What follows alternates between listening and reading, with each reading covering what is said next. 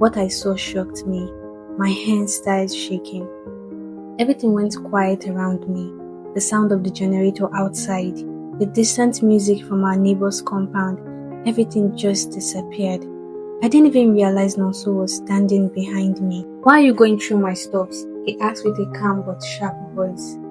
I jumped. My heart almost stopped. I started stuttering, but I couldn't find the right word to use.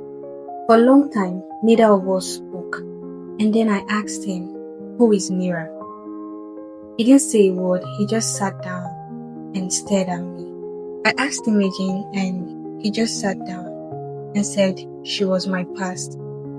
I stared at him, "And now she's your daughter's name." He rubbed his face. "Ada, it's not what you think."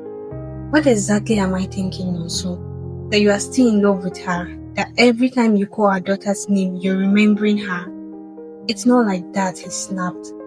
Then he lowered his voice. I just couldn't let the name go. Mira was part of my life. A deep part. We were engaged. She left me without warning. I moved on, but the name, it still stayed with me. Tears rolled down from my eyes. "You had so many chances to tell me no, so, but you kept it a secret." He sighed. "Would you have agreed to the name if I told you the truth?" I didn't answer because the truth was I wouldn't have. For days, I couldn't look at my baby girl the same way. Every time I called her Mirabel, I felt like I was calling someone else's name. Someone I didn't even know. Someone I don't even like. I tried shortening the name, calling her Mimi or Bella, but the full name had already stuck in my head. When some family knew her as Mirabel, I couldn't change it. That night, I couldn't sleep. I messaged one of his friends, Ife, the one who always wears dark glasses. I asked him, "Who is Mira?" At first, he said, "Ask your husband."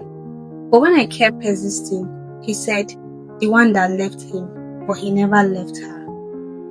I don't think people understand what betrayal really feels like. It's not just heartbreak. It's not even anger. It's confusion. Like you're holding on to something you thought was solid and it suddenly melts in your hands. That was how I felt. I felt lost, foolish, and empty. After Ife's message, "Oh, he never left her," I stopped asking questions. What more was left to ask? The answer was already sitting in my face, but I just couldn't keep pretending. I couldn't keep calling my daughter a name that didn't belong to us, a name filling with someone else's memory. So I called my sister Ugochi. She came around the afternoon.